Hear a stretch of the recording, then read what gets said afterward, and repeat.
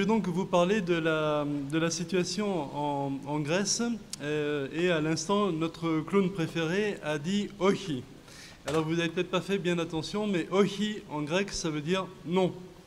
Alors non à quoi? Eh bien non à ce que les créanciers exigent du peuple grec aujourd'hui. Comme vous le savez sans doute, ce dimanche vont se dérouler en Grèce des élections, plus précisément un référendum.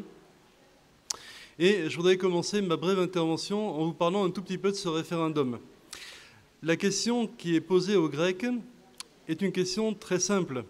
C'est est-ce que vous acceptez les exigences que veulent nous imposer les créanciers de la Grèce, les institutions qui sont en fait les institutions de la Troïka, c'est-à-dire la Banque centrale européenne, pour ceux qui ne le savent pas, la Commission européenne et le Fonds monétaire international.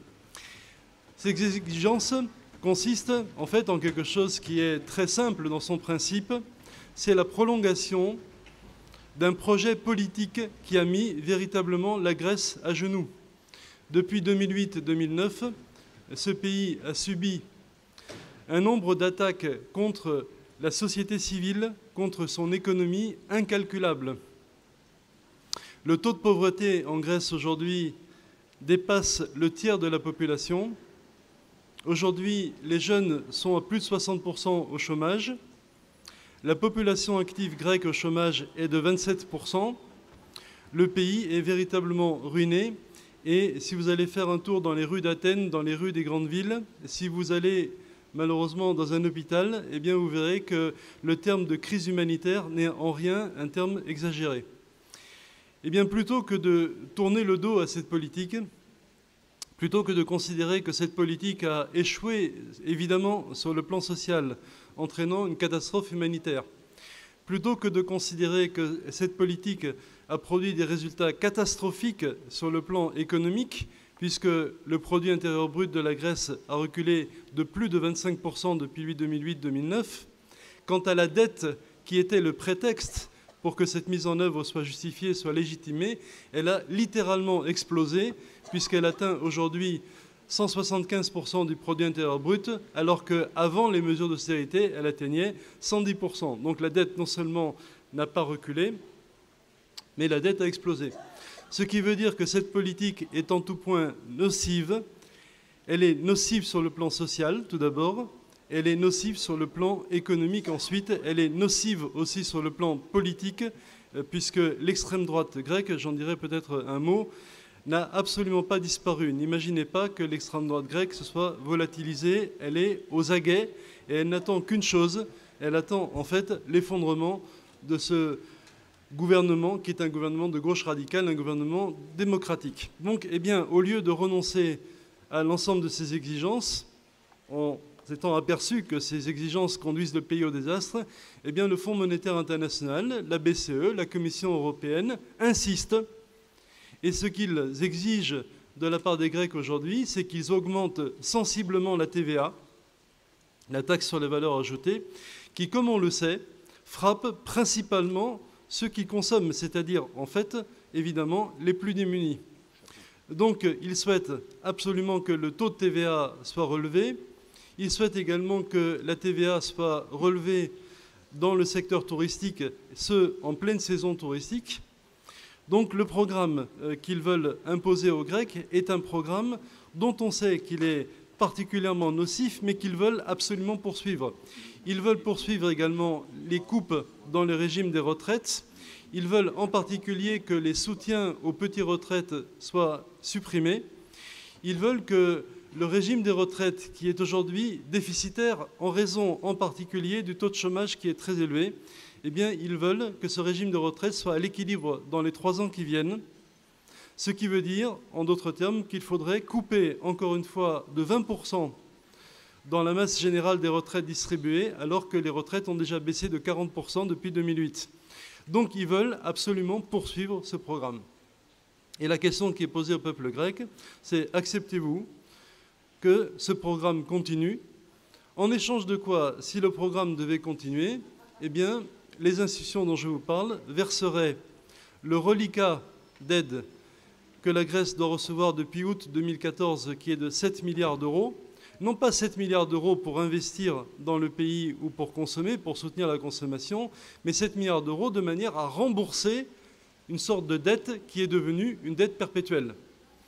Voilà la question qui est posée aux Grecs aujourd'hui. C'est acceptez-vous quelque chose que le gouvernement a clairement considéré, il l'a dit, comme étant inacceptable. Le gouvernement de M. Tsipras a dit qu'il considérait que la seule réponse possible, c'était non. Eh bien, cette question, qui est en fait une question très claire, est aujourd'hui une question qui est incroyablement troublée.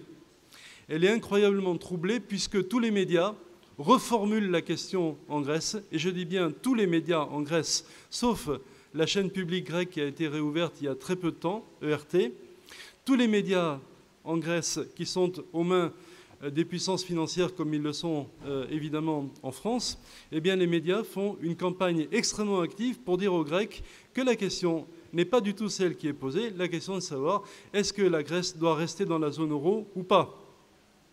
Et si les Grecs répondent par aventure non, eh bien ça veut dire à ce moment-là que la Grèce devra sortir de la zone euro.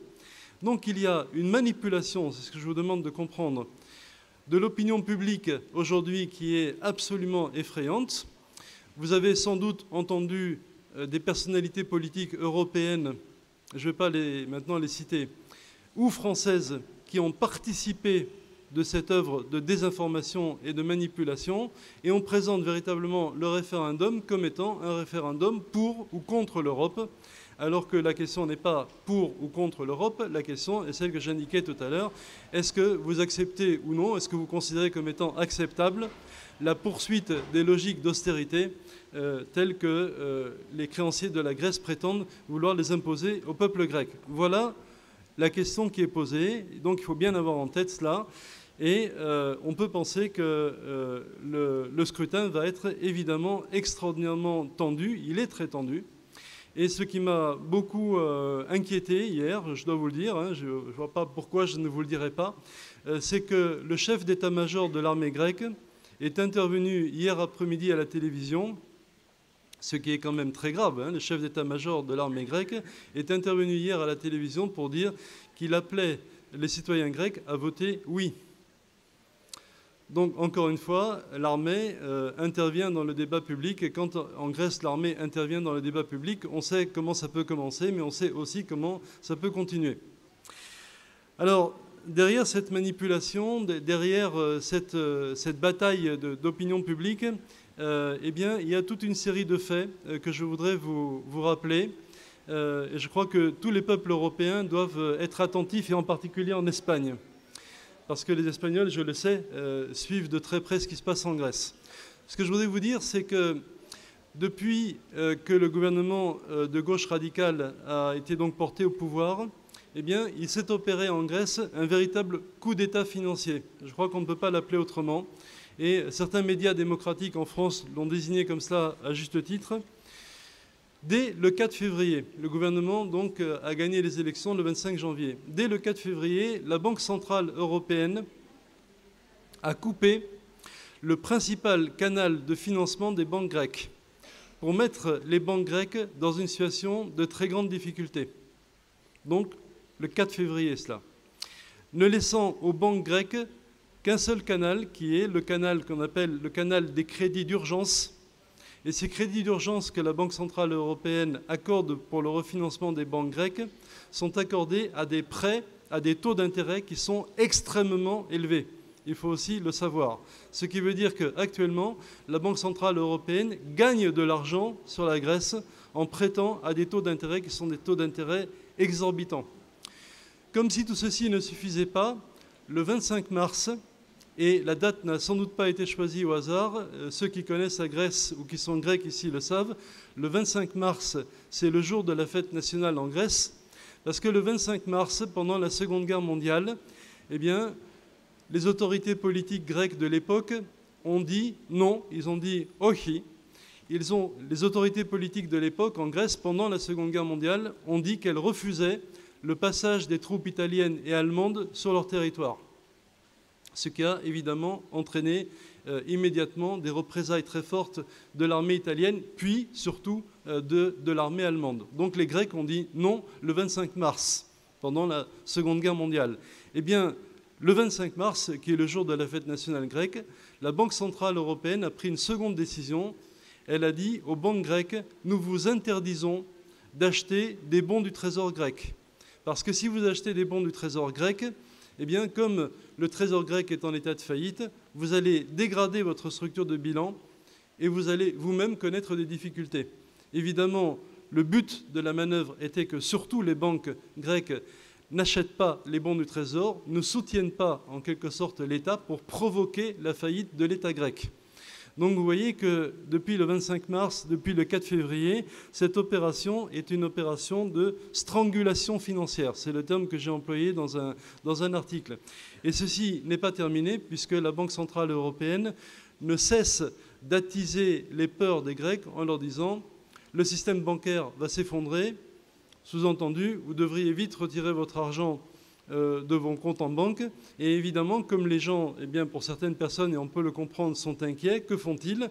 Ils vont en effet retirer le plus d'argent possible à la banque. Depuis le mois de décembre, 30 milliards d'euros ont été retirés en compte de dépôt des banques grecques. Donc évidemment, cette panique bancaire que la Banque centrale européenne attise en mettant de l'huile sur le feu contribue aux difficultés du système financier grec. Ce que je voudrais vous dire, c'est que la question de la dette est une question, quelle que soit l'issue du référendum, qui devra être posée à partir de lundi. C'est la question qui est absolument incontournable. Vous savez sans doute que le Parlement grec a mis en place une commission pour l'évaluation de la dette. Et cette commission a abouti à des résultats. Le résultat, c'est que 60% de la dette grecque, au minimum, peuvent être considérés comme étant odieux ou illégales.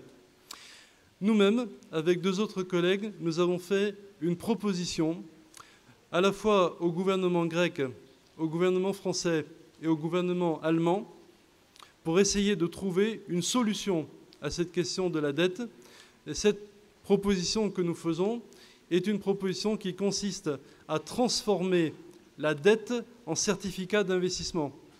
La proposition est simple.